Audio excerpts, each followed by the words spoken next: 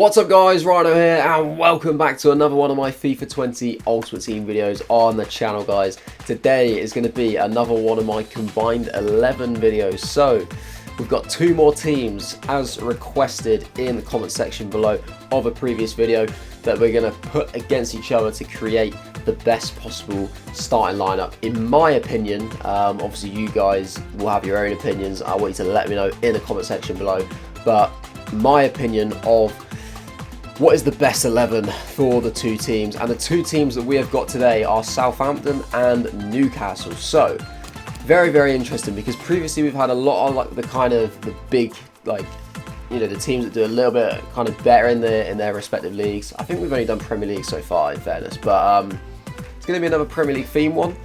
But two teams that I would say like sort of mid-table. They're not really like, you know, realistically they're not going to get relegated, I don't think, personally.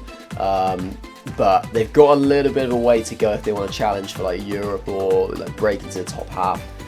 Maybe like one of them might just break in, but it's going to be difficult. It's going to be difficult for them. But anyway, what I like about this one though, guys, is actually I've pretty much just got an 11. I've not got a bench or anything like that, because I found it actually quite easy to pick the particular players for each position. There wasn't really much competition in my opinion. I think that's what you probably find with a lot of the sort of like the lower end of the table teams. They have their particular star players, and then they have other areas in their team which kind of lack a bit, obviously, which is why they are a little bit lower, because they do get let down by particular players on certain match days. But what we've started with anyway is we've gone for big Ralph Hasenhüttl as the manager.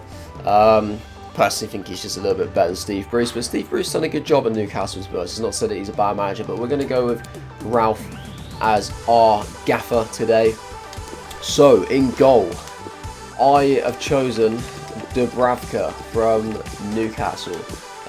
This team actually has a pretty nice split as well. It's not very like one-sided, so this is quite good. And I feel like if there's any Southampton or Newcastle fans watching, which I imagine there probably are, and I know that I definitely have at least one or two subscribers who support these teams, so this would be interesting to see their opinions. But I'm going to go with Dubravka in goal.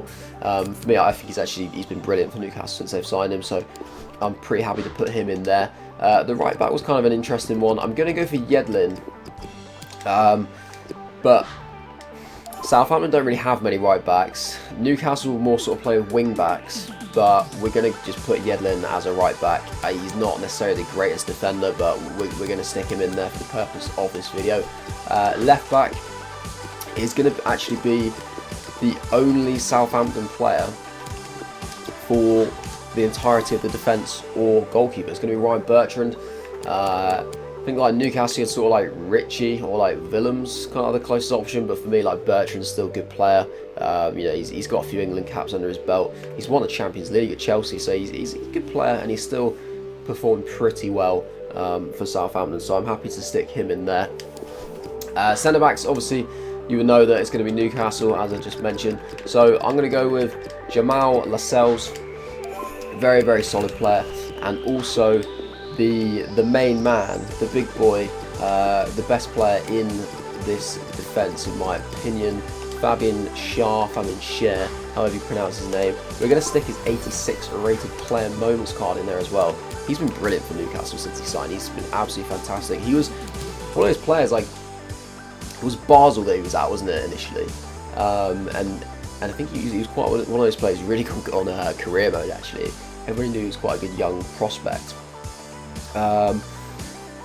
Nobody ever really kind of snapped him up. He never made it like a top side, and eventually did move to the Premier League, and he's done well, to be fair to him. He may get a move at some point in the future, but he's done well at Newcastle, so he definitely gets into my team. Moving into midfield, we are going to play this 4-3-3 formation. A little bit controversial because, to be honest, these two teams probably play a little bit more defensively at times, and they probably don't really play. It's more of like a 4-5-1 they probably play a lot of the time. But we're going to go with this anyway. So I'm going to go with James Ward-Prowse in midfield.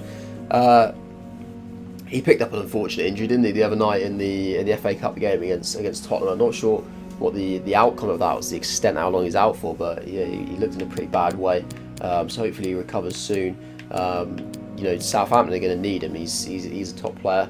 really good set piece delivery, very like technically gifted player. So he definitely makes it into my team.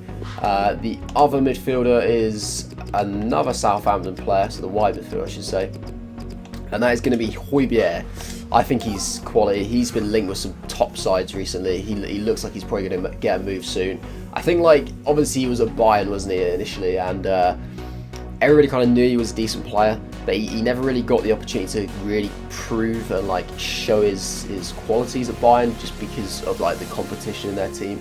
So many players vying for those central midfield positions, so he ended up having to move away, and he's finally kind of adapted to the Premier League now, and he's taken his performances up up a few notches, up to the next level.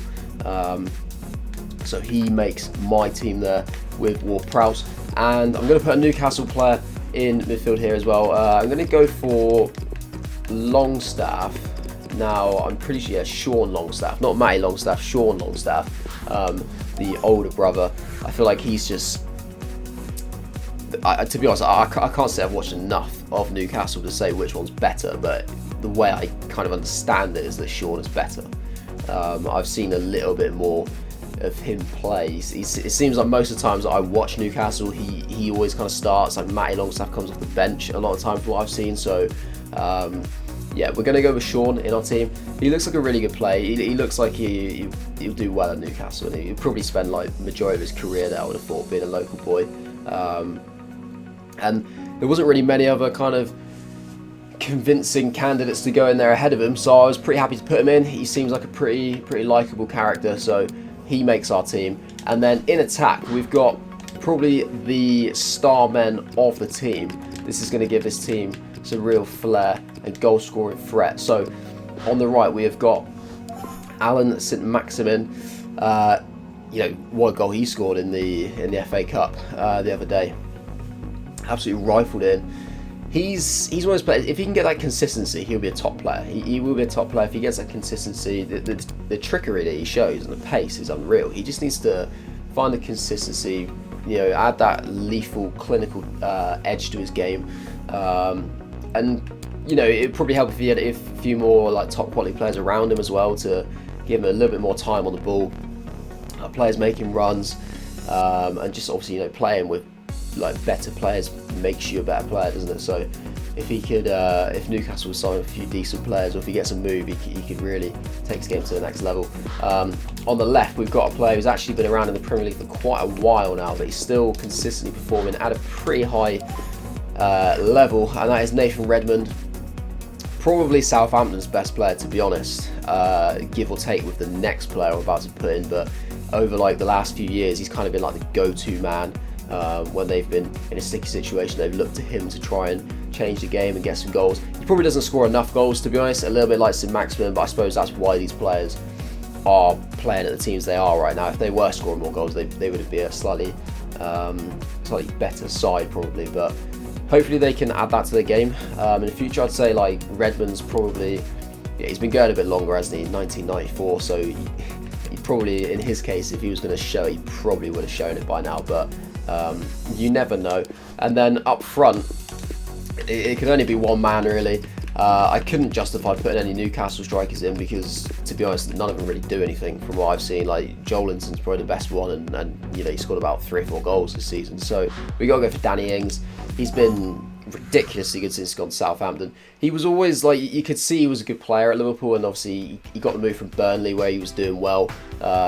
He could just never break into the attack at Liverpool, but he's always a real honest, hard-working lad who I don't think anybody ever really wanted him to leave Liverpool.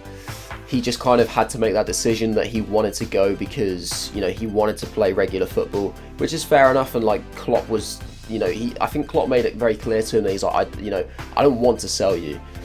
I'd quite happily keep you around, use you as like a squad player in the cups, and hopefully develop you into players who can be a bit more reliable in the league. But if you want to go and play football, I'm not going to stop you. So I think that was fair enough, and I feel like the whole situation was handled pretty well. You can see like there's videos of when we played against Southampton, like after the game, like he was obviously with all the Liverpool players, so he's still got a pretty good relationship with the club. And it's good to see him doing well, to be honest. He's up there like right near the top of the goal scoring charts.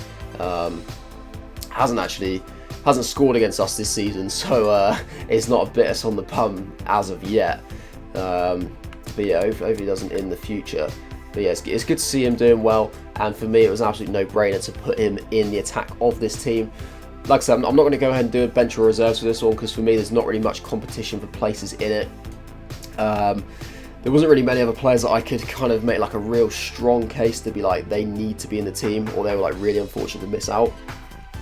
So that is going to be the combined Southampton and Newcastle squad.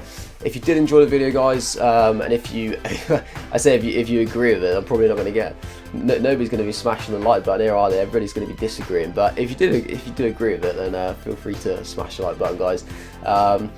Obviously, like I said before, let me know in the comment section below what your opinions are. Let me know what your combined Newcastle Southampton 11s would be. If there's anybody that you feel that I've left out that's just like, you know, like a criminal mistake, just let me know. Slate me of any players that you think should make it. And of course, if you want to stay up to date with all my latest FIFA 20 Ultimate Team videos, then obviously hit the subscribe button and flick the little notification bell on. It'll, you know, notify you when more videos do drop. I'll have more like combined 11 videos, obviously like general kind of Ultimate Team stuff like SBCs, like rewards, different things I do on there. I'm thinking of doing a few like foot draft challenges as well, where like a few of my next videos coming. Basically there'll be sort of more when I get a bit more time, when I've done some more objectives, because at the moment any free time I get I've just got to go in on the objectives at the moment, because the amount of stuff that EA are making us do, the amount of games they're making us play to get all this stuff, it's just unreal. It's relentless. So basically that's what I'm kind of doing in my free time at the moment. But yeah, hopefully you guys did enjoy. I hope you enjoy the rest of your day, and I will see you later.